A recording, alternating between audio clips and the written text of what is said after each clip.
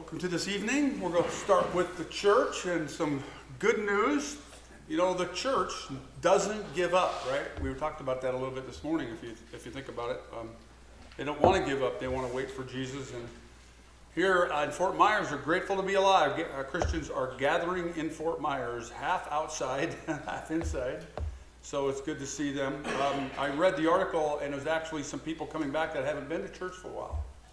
So sometimes it takes things to wake people up. We just hope that they maybe stay awake. But of course the church will keep on going, and so that's good news. Some bad news. Something must be working for these people. This is the 13th annual Sioux Falls, which is close to home here, Holistic Health and Spirituality Fair. So you know, I think Christians, they get they can get caught up if they're not careful into spirituality. And you take some concepts maybe out of the Bible, and we kind of go down a road that is not necessarily helpful. We get mixed up with some people that are not teaching Jesus Christ and Him crucified. So we need to be careful about these things. They worm their way into the church. Now, these people, this kind of stuff, it just doesn't come in and say, "Hey, I'm the devil," or I'm bad. They they want to do good. They sound good. They sound, oh, that sounds kind of plausible. But we need to be real careful about opening up our doors. My wife and I have seen quite a few people in the last few years go down a road of prosperity, or go down a road of spirituality, go down a road of, hey, this is okay because, I'm saved, that kind of stuff. Need to be real careful, and we need to kind of toe the line as we march forward here. So just keep your eye out for that kind of stuff. This is Iceland. This is in Iceland. We've shown this before, where remember they painted the roads and they painted steps, and so some of our friends they held a wedding for their daughter, and in Iceland, and it was a big wedding. And you would have thought, knowing this person, these two people, one in particular, I went to school with, solid Christian, hardcore, even sometimes antagonistic a little bit in some ways, but when the daughter came out, it was like, now what do we do? And so this is what happens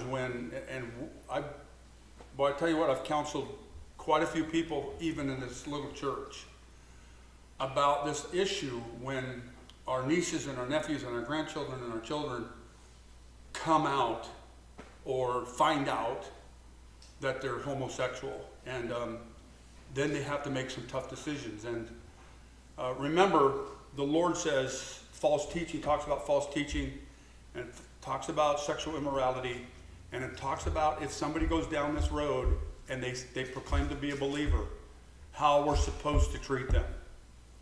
And it's not good. We got to do it with love, but it's not good. And so it's a very concerning thing. And it's going to hit every one of our homes here. We mentioned this, I think, last week and the last couple of weeks. It's here in town. It's in middle America here, and it's around. Newsom signs a bill that removes children from parents who oppose transgender treatments.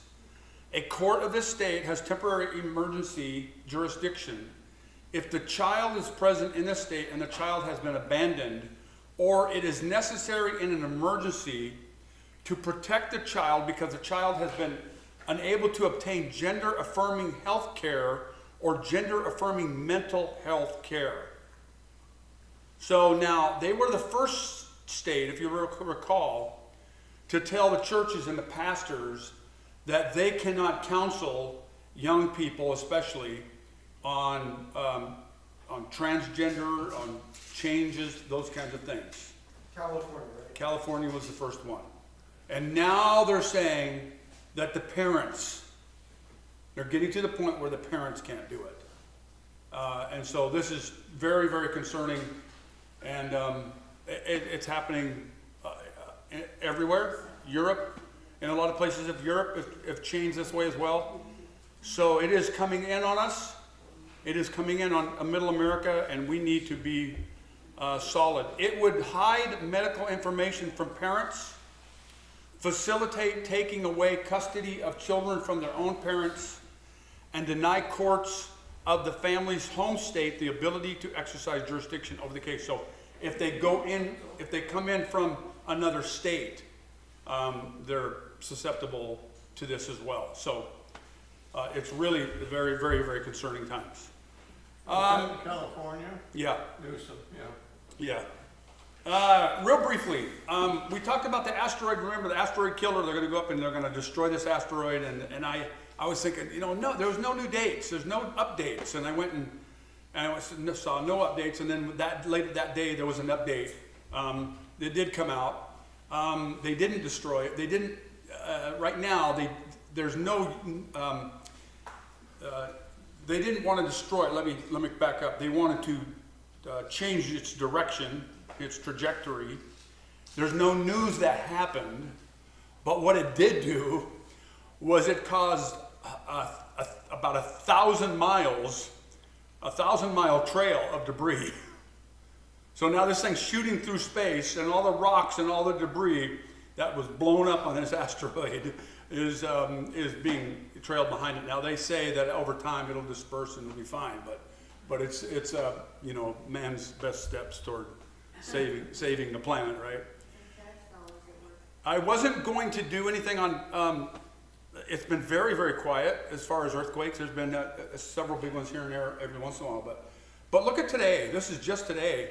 These are 4.2s to 4.7s all the way around the rim on just today. So the whole rim kind of pinged off today. I thought it was really interesting. Just, you could follow if the red line wasn't there, you could still follow the rim there, what they call the rim of fire. And in Oregon, interesting enough, they have what's called a tremor map. You can look this up. These little red dots are tremors. They're anywhere from 0.1 to 2, something that you're really just not going to feel. There's 800 of them there. And now they're always along the west coast there. That's why they put up these seismic tremor monitors. But they haven't been clustered like this in a long time, especially in the Portland area and in Medford like this. This was really interesting. And so when it did, near Portland there, got a 4.2. And they haven't had a 4.2 or something in a year or two, something like that. But anyway, it's just really interesting. A lot of pressure coming in the west as far as that goes. Along that, the same kind of lines are the seismic faults and the economics of the United States and the world. Bond markets all over the world, including the U.S., are crashing harder by a number of measures than they have in 40 years. The UK bond market became such a catastrophic catastrophe this week. The Bank of England had to rush in with a major reversal to tighten the financial world. So Truss came in, Prime Minister Truss came in, she did something about taxes, and boy, their market just plummeted. Everybody's saying, okay, don't buy bonds in UK, and they're taking a hit. She said, well, we're going to stick with this. We're looking for the long haul. So she's trying to dig herself out of a problem over there. But this is really happening everywhere. And it is really interesting how close it is tied to gas and oil. When it tightened up real bad, we were having problems because of the COVID crisis, but this really took off when the oil energy crisis came around now. In the United States, another crisis we're really kind of going into is, I've been watching this for several months. Despite lowering the recruitment goal and standards in our military, the goal was lowered by 10,000 troops. The U.S. Army still missed their recruiting goal by 25%. And that is a lot. So they lower it by 10,000 and they missed the goal by 25%. That is really a lot. Why are they doing this? Why are they missing the goal? Because of the woke society that's come into the military. because of the changing of our culture, people, the nationalism, those kinds of things, and because of the danger that is now out there in the world. So there's a lot of things coming to bear here. We have the people, we have the population to be able to arm ourselves, but the people just don't want to do it. Of course, we have a volunteer army. So, at the same time, North Korea conducts the longest range missile test yet over Japan, flying 2,850 miles at an altitude of 620 miles. North Korea conducts the longest range. Tuesday, a South Korean Air Force F-15K dropped a pair of guided bombs on a target off its west coast in response to North Korea, in what South Korea's military called a demonstration of precise strike capability. So the Pacific keeps ramping up. We were talking about Japan the other day. Japan is ramping up. Japan's got a significant navy. They have the wherewithal to strengthen themselves if they want to. There's some treaties and stuff I think they have to look out for, but they are really concerned about the Chinese crisis, of course, and now the North Korea crisis is out of control. It really wasn't nailed down when Trump was president. We can't say it was, but at least he was quiet, and there was a period of time he wasn't shooting missiles, but now he's just firing them whenever he wants to. So another significant turn in the Pacific is Marcos, who's not that keen a guy as well, out of the Philippines. He is open to buying Russian fuel and fertilizer because he's saying, my job is to look out for the nation. And that is a primary goal in splitting the East from the West, and even Putin's desire, and even Xi's desire out of China, to split Europe. Hungary and Italy and Austria and others are saying, hey, we got to look out for our nation.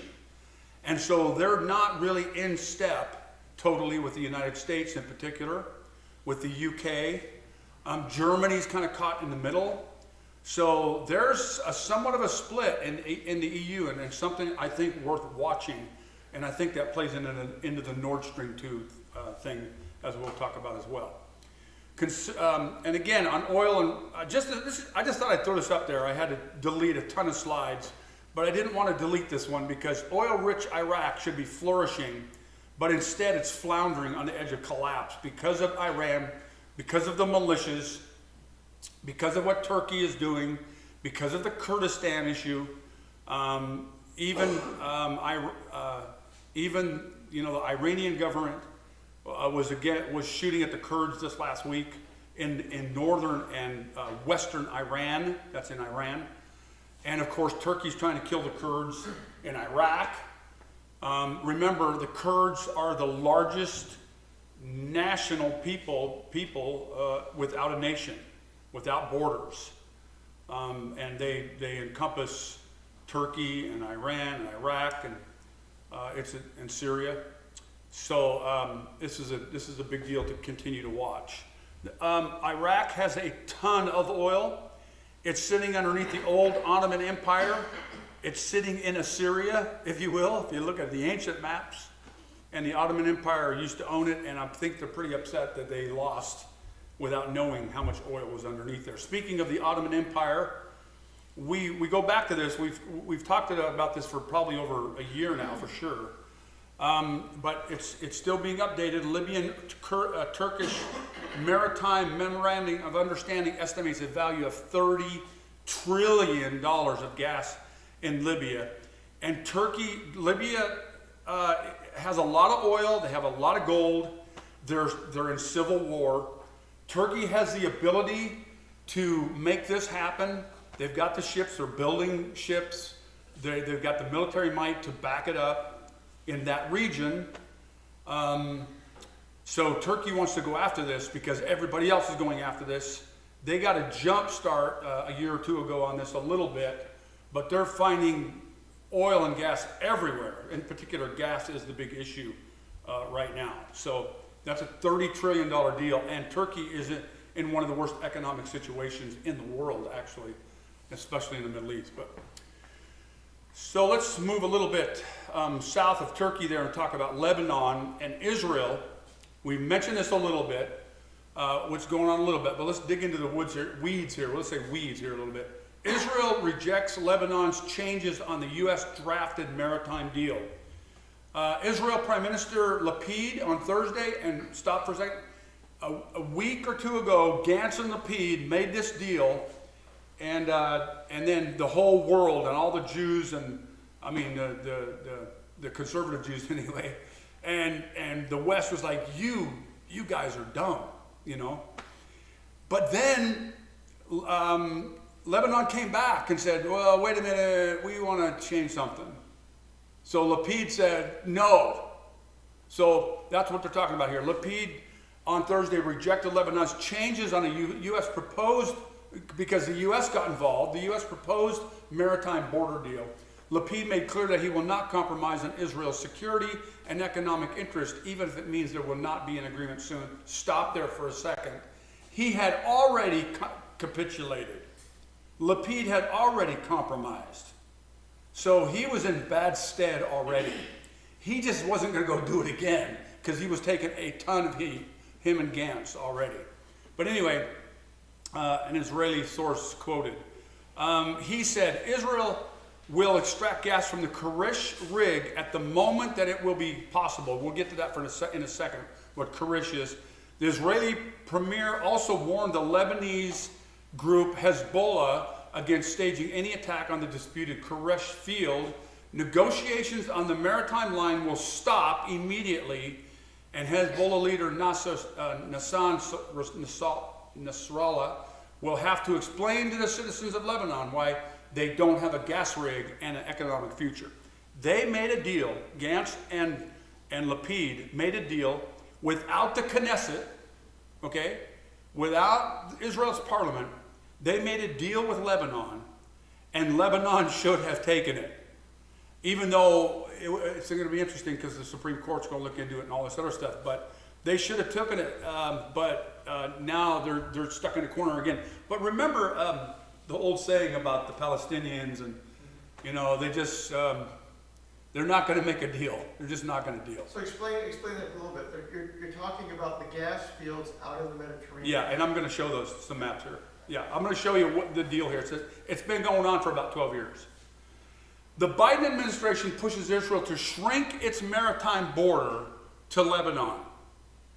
So here we go again, and this has been mentioned before, that as soon as Biden came on, he stopped the XL pipeline, he stopped a bunch of the leases, and then he stopped the Mediterranean pipeline out of Israel. Israel and Cyprus, we're going to get together, in Greece, we're going to get together, put a pipeline together. The U.S. was going to help them, and we're going to make this happen. We're going to get a pipeline to Europe. And as soon as he came in, he put a kibosh on that, killed it. Ted Cruz is concerned that the U.S. is exerting too much pressure, I need an editor, on Israel to give up maritime border rights to Lebanon. This on top of the fact that Biden and admin put a halt to the Med pipeline. So this thing got killed, but before it got killed, here's what Friedman said. He's the old minister, defense. I don't think he was a defense minister. One of their old ministers. We spent years trying to broker a deal. He's talking about him and Netanyahu in particular, between Israel and Lebanon on the disputed maritime gas fields. We got very close with a proposed split of 55-60. Israel would get 60% of this particular field we'll talk about, and Lebanon would get 55. And then they got it to 45-40 for Israel. No one then imagined 100% of this one field going to Lebanon. They got 100% of this one field. I think it's called a Kamal field or something like that. Well, that's not the Karish field. We'll talk about these.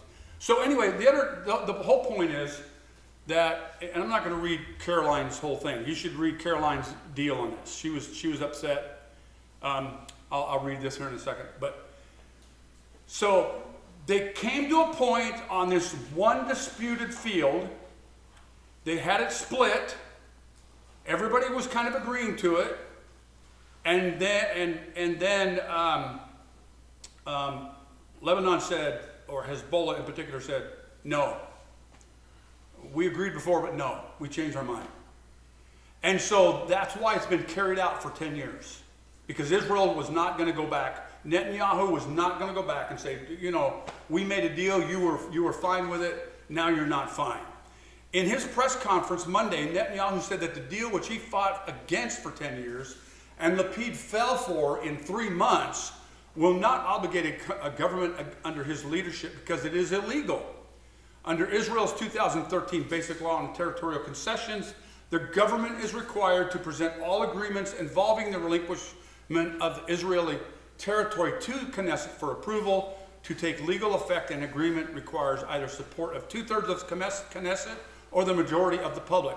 But then, like I said, what happened was, again, even when Lapid made this deal, Lebanon changed again and said, no, we want to change it again. We want part of the Karish field. So watch what happened. Here's the lines, all right? There's the borderline, according to Israel, number 1, up there on the north, all right? And then the Hoff line, which was, I think, 2006 or something, Hoff came in, a negotiator, and said, okay, no, let's make the line right there.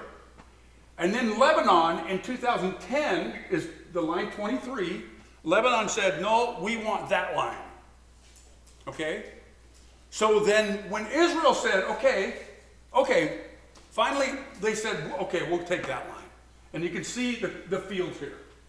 The Quana field, and then here's the Karish field, right? That's the Karish field. And so Lebanon got most of the Quana field, and Lapid and Gantz basically gave it up. And then when they found gas in Karish, that deal was off. Lebanon said, nope, no, that's not good enough. We want part of the Karish field now. So the Israel they found gas there. They've been holding off on taking gas out of there. It's scheduled to start here within a month, I think. When they were going to get gas out of there about 2 months ago, Hezbollah sent some drones over to try to destroy it. Israel took all of them out. So you see what Hezbollah is about. They're running Lebanon, by the way. So the point is that Lebanon, Hezbollah in particular, keeps wanting the gas that Israel's finding. And they keep pushing this line. The proposal does nothing to lower or alleviate tensions along the blue line where Hezbollah is digging in. Now remember, this article right here was done just about a week ago, less than a week ago. When they made the deal, Lapid made the deal was fine, but then Lebanon again said, that's not enough, we want part of the Karish field. And so what the point here is that all these deals are doing nothing to alleviate tensions between Iran, Hezbollah, and Israel. Effectively, the United States has just handed Israel militias $20 billion. Thankfully, Hezbollah got greedy and said, we want more. Because now the deal's off for right now. And we'll see what happens. But elections are coming up in Israel again. Netanyahu's going to use this to his ability to say we need back in. But the problem with that now is that they're saying that war in the north with Hezbollah is as close as it's been in 2 decades. And we'll continue to watch and see. They are very, very high alert in northern Israel right now because of this gas situation. And you can see the money that is involved there. The Supreme Court is involved in this issue there. When all of this was happening, this was all happening 3 days ago, I think 3 or 4 days ago, Energean hits more gas fields. And so here's the map. Here's the map. The red or the salmon colored are leased. They are, or gas, I'm sorry, is coming out of those fields. The blue ones are licensed. So now they can go dig, okay, or go extract gas. And then the green are up for bids. And see the red stars? That's where Energean just hit gas, and again, in 3 more of those fields. And so look at them, 2 of them are right along the lines. The blue, if I remember, yeah, the blue up there, 367, if I remember right, that's Kurish. I think that's, Qatar, I think. Anyway, the point is, those 2 stars are right along the lines there. More problems are coming between Hezbollah and Lebanon. There is a lot of gas up there.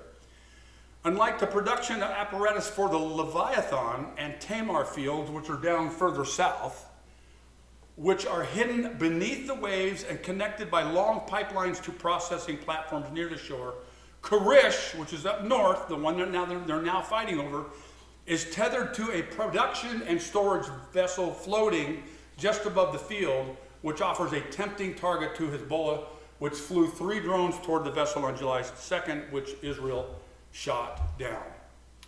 So that's happening in the Mediterranean. It's all about spoil oil, gas fields. Now, let's go to the west and the east. The fury in the west as OPEC Plus, I want to remind you who runs OPEC Plus generally.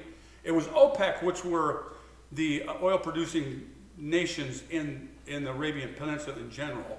Now it's Russia in particular is involved, that's why they call it Plus. And Russia and Saudi Arabia are basically running OPEC Plus. The oil cartel led by Saudi Arabia and Russia slashes production by 2 million barrels. The move pushed the price of oil further above $90 a barrel, taking great gains since a week ago as when it was low at $84. So the prices went up. And I'm telling you what, I don't know if you keep up with this stuff, but the articles against Saudi Arabia right now in particular, but Saudi Arabia and Russia about making this move, saying they stabbed our backs, they did all these things. We have to remember 2 things. One, that what Biden did to Saudi Arabia as soon as he became president, he stopped the ceasefire basically between Yemen and Saudi Arabia. He took the Patriot missiles out of Saudi Arabia. And all these kinds of things. He just really was going to leave the Middle East, but he hasn't been able to. So, and he really dissed Saudi Arabia over the killing of that journalist Khashoggi, forgetting that all the other governments that he deals with does pretty much the same thing, or worse in some cases and other things. We shouldn't condone that. I'm not saying that at all. But over a killing of one man, he really is helped destroying the American culture or the American economy. So too bad we don't have like some oil pipeline or something coming down from Canada that would give us a little more. Yeah.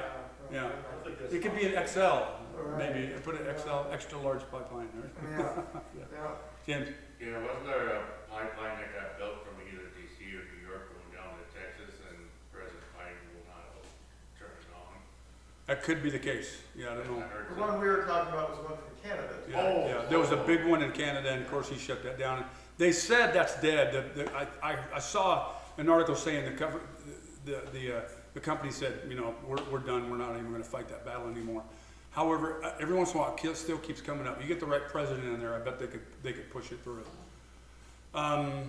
Canada could sure use it. They could use the money, and we could use the gas. And again, I mean, really, that oil coming out of Canada comes down to refineries. So it's not just for the United States. It's going to come down to southern refineries. Some of the biggest ones in the world are down along the Texas and Louisiana coast, of course. And we could refine that for world's gas. It'd be best for both of our countries. Now, some of these moves could affect the price of the gasoline at the pump. Yeah, it went up to $90 a barrel. I think it's up there, right there, around there now. I didn't put the chart up here, but I did look at it yesterday, and gas is going, it's not going like that, it's going like that. Who owns the refineries? Well, Saudi Aramco bought the United States' largest refinery, but Shell and our American refineries, but they bought our biggest one down in Louisiana. Saudi Arabia did. And you got to remember, there's different kinds of oils as well. The oil that we extract out of here, there's light crude, there's dark crude, a sweet crude they call it. There's different kinds of oils, and so you have all that kind of stuff as well. So the Democrats are they are pushing it hard against Saudi Arabia right now.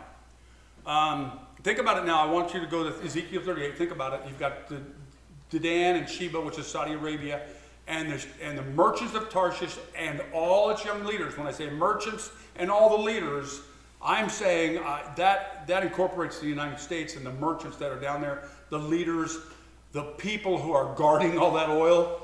That is the United States and the UK and Canada and New Zealand and some others, but the United States in particular. But the Democrats are upset. On Wednesday, Saudi Arabia and Russia announced that they had agreed to cut oil production by 2 million barrels a day to raise prices. This cut represents some 2% of the global oil production, is likely to further harm countries struggling with supply shortages and rising energy prices, especially in Europe. But most of all, their decision will probably help Russia, whose revenues had recently been hurt by the drop in oil prices. And that is absolutely true. Okay? This is true. However, I would like to be a fly on the wall in Saudi Arabia's in the offices over there and find out exactly why they are doing it. I will say this: they are in league with Russia right now. They are friends. We'll show that in a minute. They are friends. They're helping each other. They're both making a ton of money. Saudi Arabia is probably making more on the planet than anybody else right now. The UAE is really making so much money as well. So the Arabian Peninsula is making a lot of money. If they did it to raise the prices, that makes sense. I read an article where, and I don't understand economics and this kind of stuff, trading oil and all this. Ali is actually pretty good at it. We should have him on here soon. But they're saying they cut it because they're looking out in the future, and the oil prices, the oil is going to stabilize, the prices are going to start going down, and Saudi Arabia is going to start losing money. They're looking at the future. That's what they're saying. But watch what Peter Zion says. Hang on a second. First, they say this is a hostile act. The Democrats are saying this by Saudi Arabia and the UAE, designed to hurt the United States and our allies and to help Russia despite President Biden's overtures. Yeah, his overtures? His overtures have been pathetic. Let me just say this. If Saudi Arabia and the UAE want to help Putin keep oil prices high, they should look to him for their defense. That's sort of a good point. If you want to keep oil prices high, why are we defending you? There is a point to be made there. We'll let that hang for a while, but the United States isn't leaving. Just count that. Now, but this is what Peter Zion said. OPEC Plus output has been falling short of its goal by 2 to 3 million barrels a day. So actually, they are bringing goals down to realistic output. The Democrats have taken it personal without looking at the real numbers and the real reason behind the announcement to reduce production. Now, I've looked for other articles saying this kind of stuff, and I haven't seen any. Everybody's picking on Saudi Arabia and Russia, and don't get me wrong, I don't like what they're doing, but I don't like what Biden's doing worse. We could be doing our own thing, bringing our own oil and gas. We don't need to be, if they want to stiff us, we'll go to New Mexico, and we'll take care of ourselves. But Peter is saying, look, they're not doing this for Russia. They're doing this out of money and out of a strategy. But Putin has finally found a true friend in Saudi Arabia, and it has to do with oil. And I want to remind you, I was able to talk to, I get a message to John Haller. Anybody seen John Haller's? You should just look him up, John Haller. He is a lawyer. He's very smart. He investigates this stuff. He watches this stuff. He looks into stuff a lot deeper than I can. He's just a lot smarter about this stuff. And I was able to get an email to him, just ask him his opinion about this issue. And he didn't bite. He sent me an email back, but he didn't talk about the thing that's happening between Russia and Saudi Arabia, and the need that Putin has to come down. Now, we're going to talk about need here, okay? Does Russia need to come down? By prophecy, we would say yes, but let's get to Russia for a minute, and we'll get back to the gas there in a minute. Here on September 3rd, here was the map, and that's how much territory that Ukraine had taken back. But in a month, that's what they took back. So they said a third of the weapons. These people, Russians, were running. They took Lyman, that big city in the south, and they were about ready to take one or two other big cities, and they were all the villages around. They're making headway in a big way. And in an emotional interview with a pro-Kremlin radio host on Saturday, Andrei Kurylov, a retired general and a member of the State Duma from Putin's United Russia Party, said he could not explain the fall of Lyman down there on the south with that arrow. He then said troops defending the town had been doomed by a system of constant lying that says problems inside Russia's military were covered up by superiors. Now, watch this. And if you haven't been listening to General Keane, who's really good, and General Petraeus, that's McMaster, I don't really care for him, but he's semi-intelligent, but Petraeus is really good. Is losing. And the battlefield reality he faces is, I think, irreversible. In other words, over the last 7 months, President Zelensky and Ukraine have mobilized vastly better than has Russia. The only question really is, when do you start to see not just individual soldiers or small units surrender, but when you start to see larger units crumble, crack, and perhaps actually collapse? And I think that will be coming. What we might be at here is really at the precipice of really the collapse of the Russian army in Ukraine, a moral collapse. I think that's really the biggest fear right now that I have, is that he would conduct an attack against a NATO supply center inside of a place like Poland.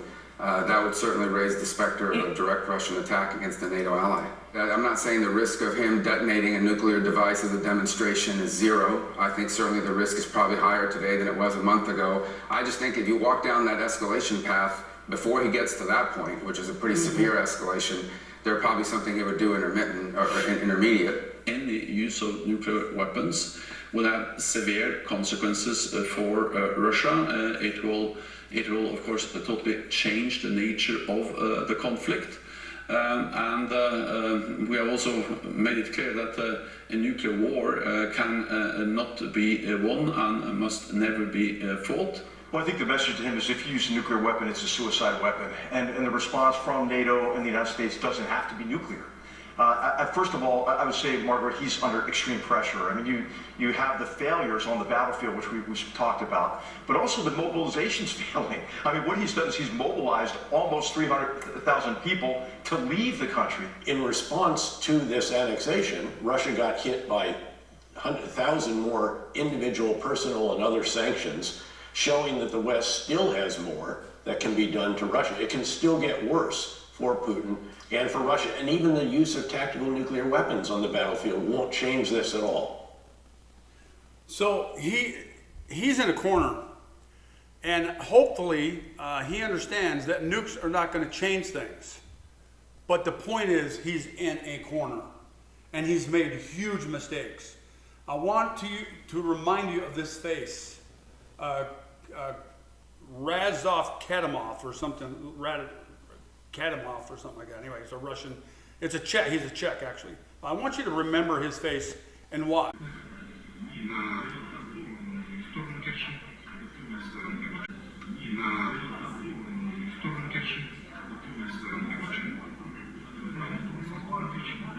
So that truck that you saw going up on the right side blew up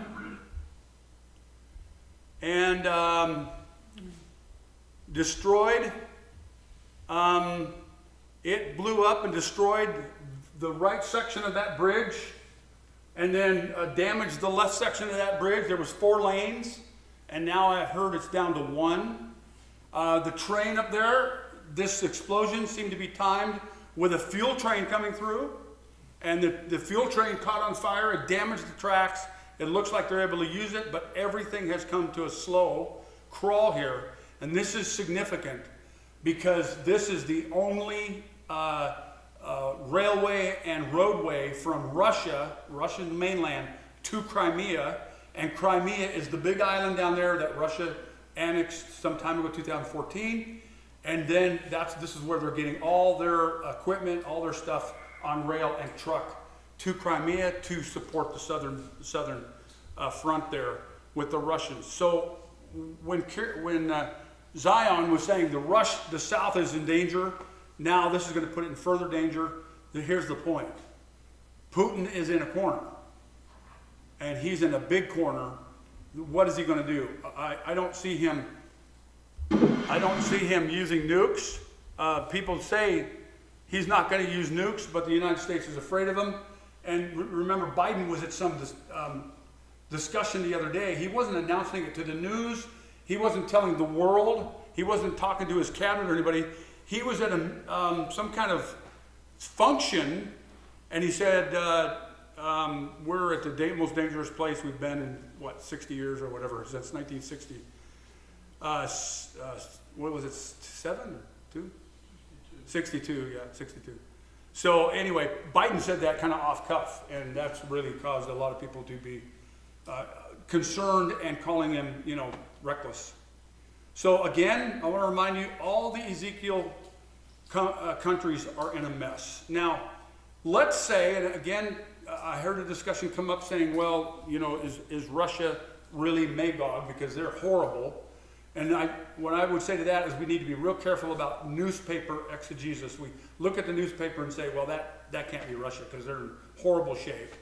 But let's say Russia wasn't, and I believe they are, but all the other countries are in a mess too. Iran, with all their problems they have right now. Turkey's in the worst economic problem they've had in decades. And they're the strongest military in the Middle East, but they're not ready to do anything as well. And even if they wanted to, they couldn't get their friends to come help them.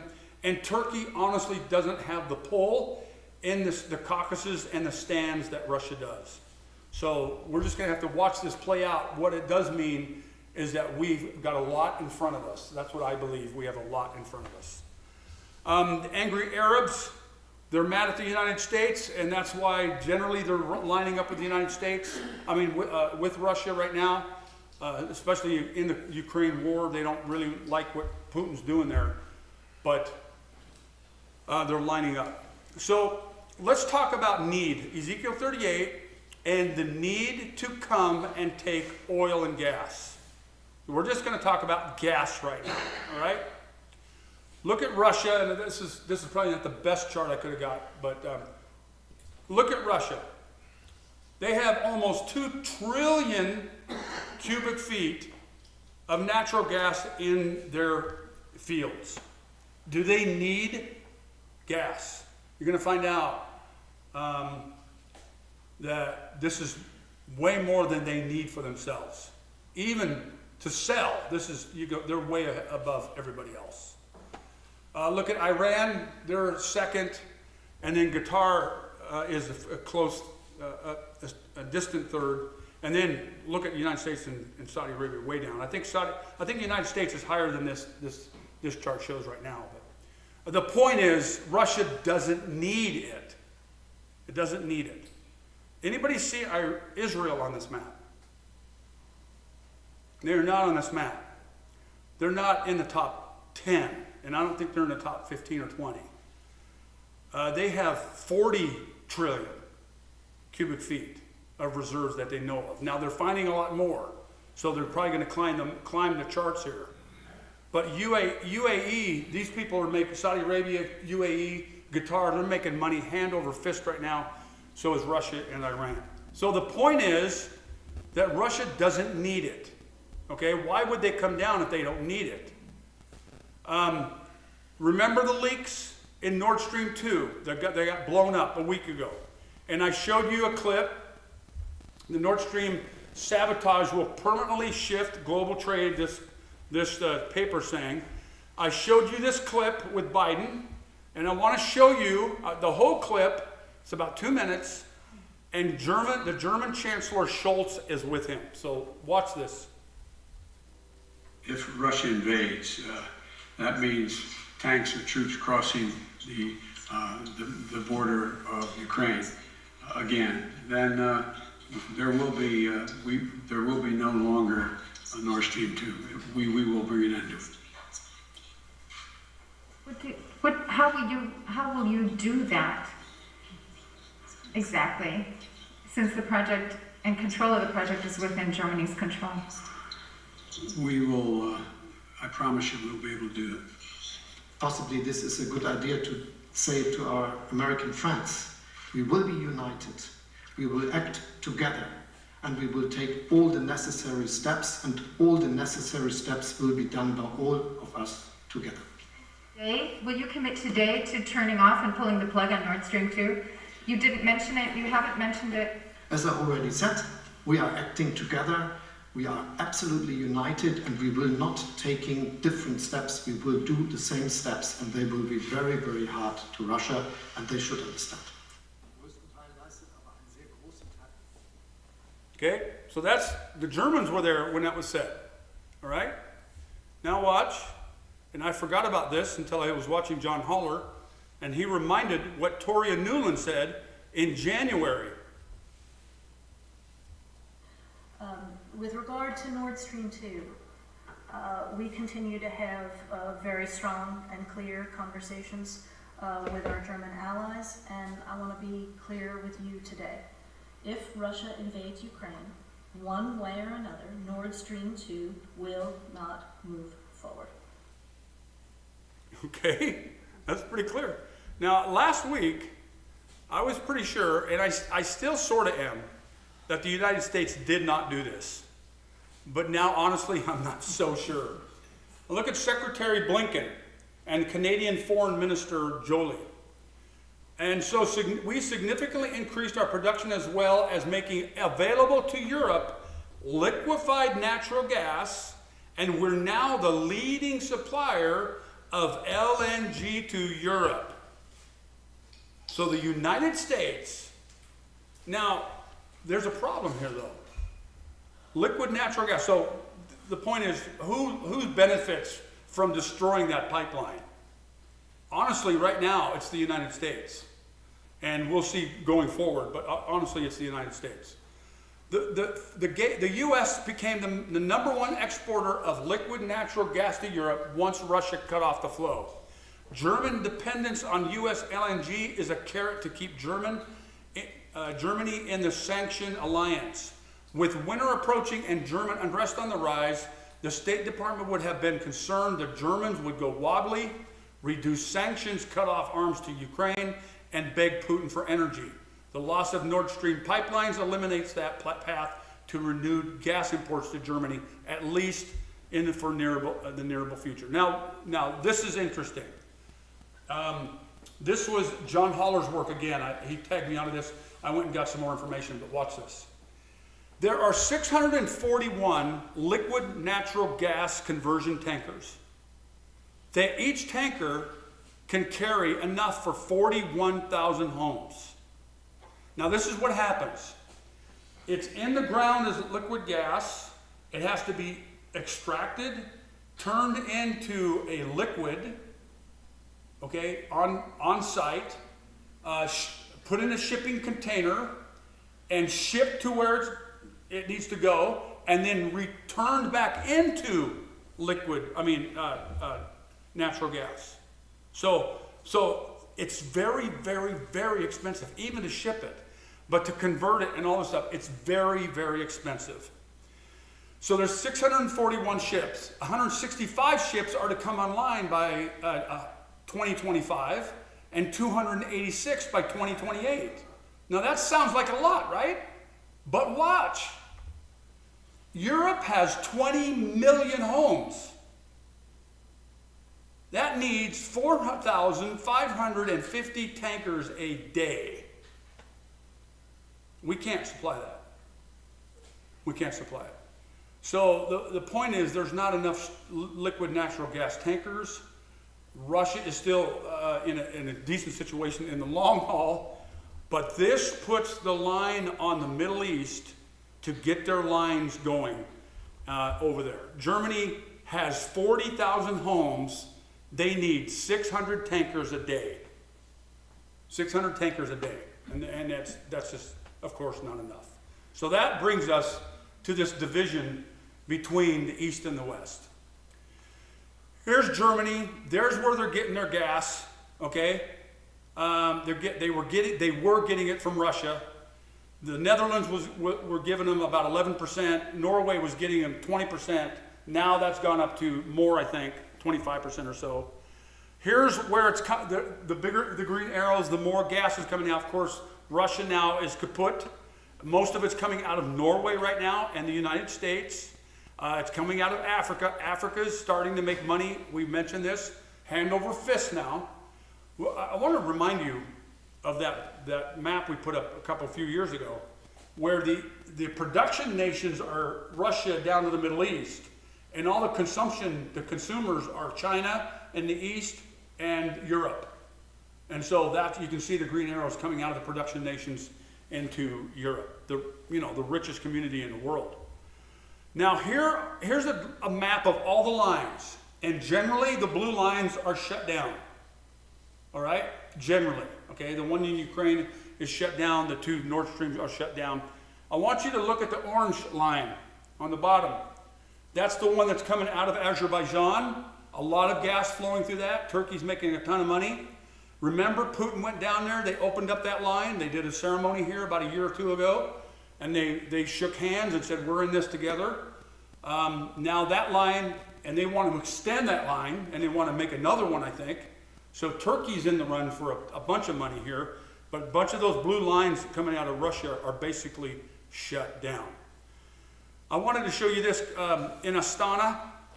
Kazakhstan is mad at Russia right now, so Russia's not, making a lot of headway with some people. Now, we'll finalize this briefing here. Watch. This is the Shanghai Cooperation Organization in the East. These are all the Eastern nations. They stood this up to say, we want to cooperate and trade. It's basically trade. Okay? This is the CSTO. I can't remember the acronym right now, what it stands for totally, but basically it's these guys. It's Russia and Belarus and India and China and all these bad guys. These are bad guys. Now they've just invited Iran in. This is a military and trade council, all right? And they're together. And besides those two, we have the Congress of Leaders of World and Traditional Religions that has stood up. This is their 7th year. It's in Astana. There's Astana.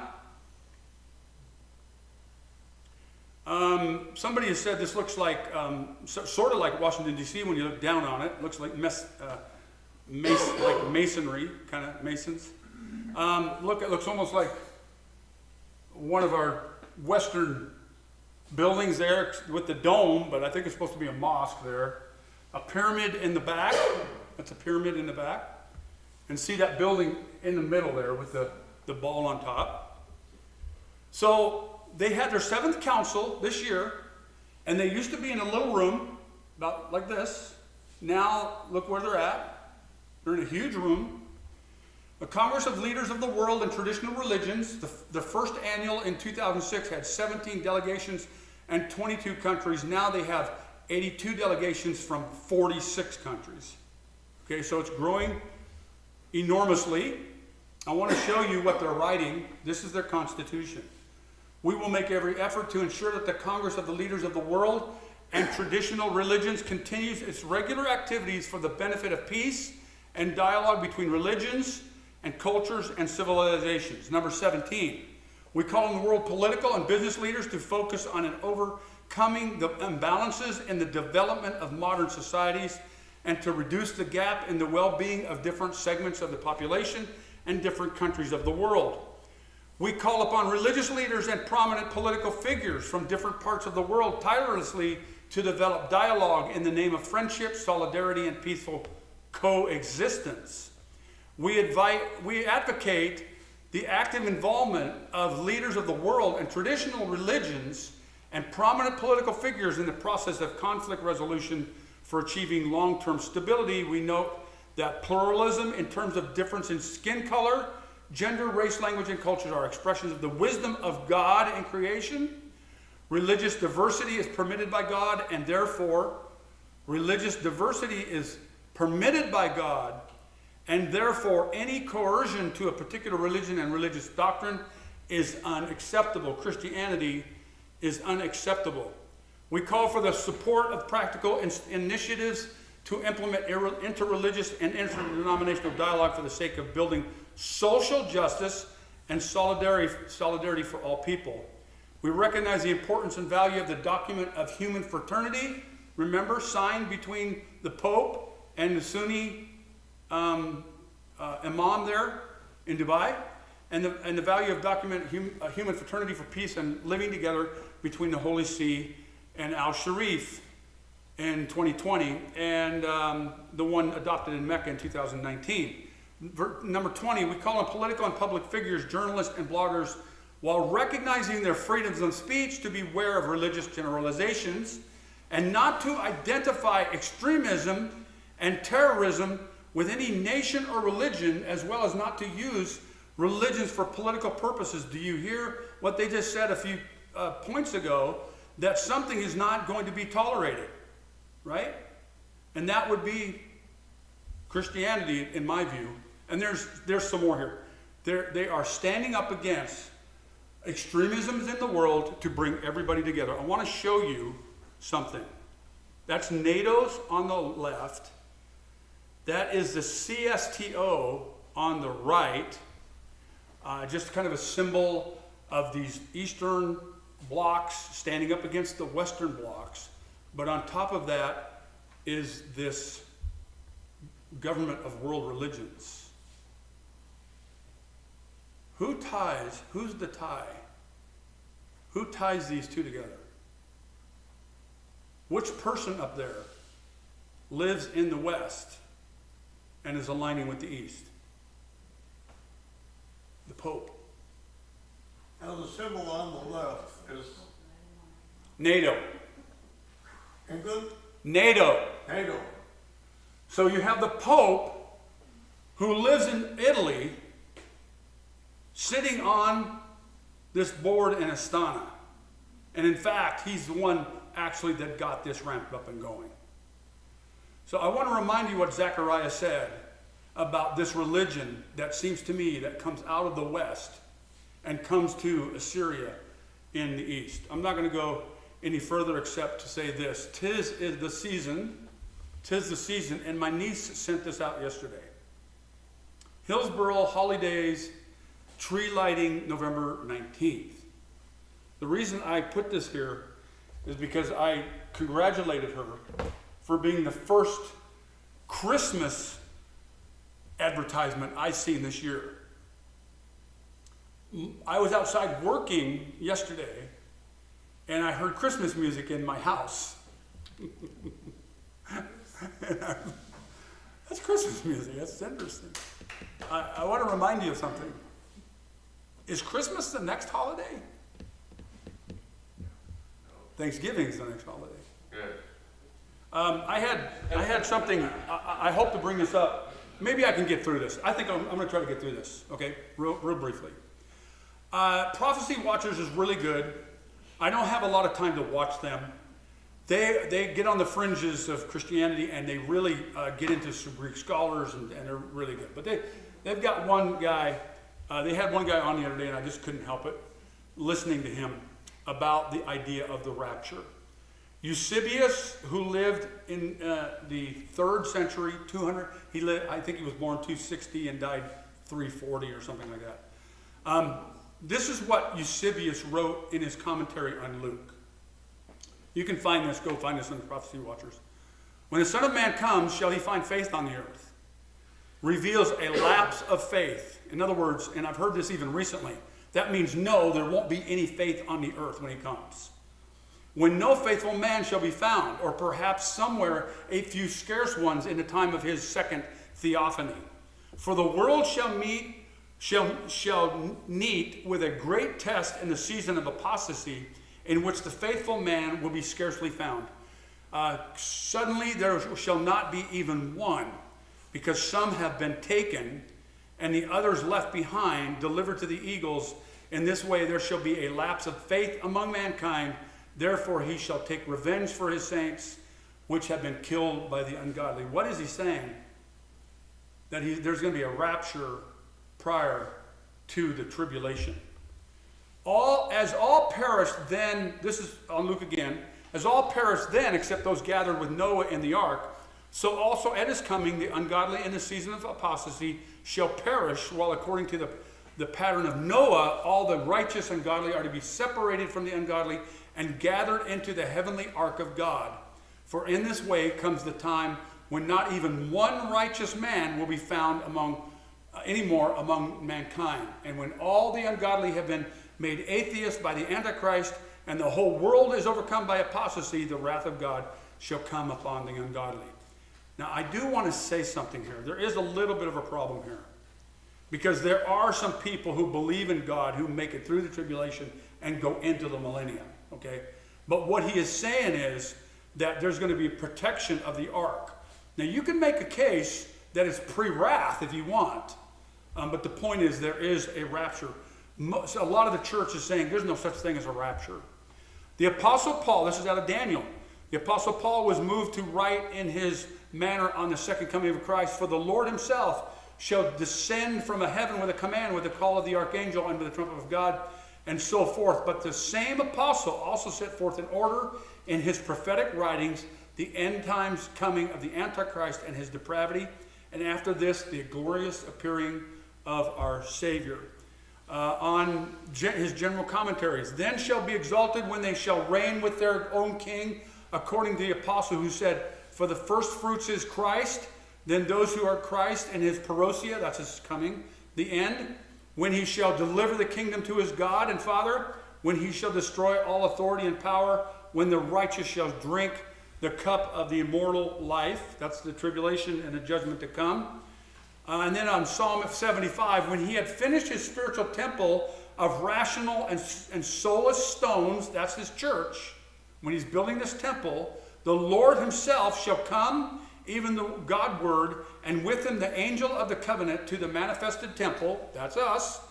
Then for announcing the things of the second coming, the word says to the sinners, behold, the Lord Almighty comes, and who shall endure the day of his entrance?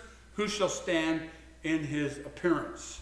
And then finally, many sons born of God, I shall gather into my heavenly city, taking them up, flying them through the air, lofted like birds on the winds. I am talking about the angelic powers. Some of them I shall gather to myself from the north, others from Africa, and or as others say it, from the south. So what he's basically saying is there's a dispensation of the tribulation to come, the millennium to come, the kingdom to come. Prior to that, there will be a taking of the saved ones, just as he took Noah. He will protect his saved ones. This is, I'm not going to do that one. This is the season to be looking for this kind of stuff and reminding each other of the hope that we have in Christ. Lord, we thank you for this season. We thank you for helping us to see these things and being encouraged by your word, and those who have gone before us, Lord, who stand for a good truth, Lord God. Help us to be encouragers of those who are weak in faith, and help us to be announcers of those who need faith, Lord God. And we praise you for it, and we honor you for it in Jesus' precious name. Amen.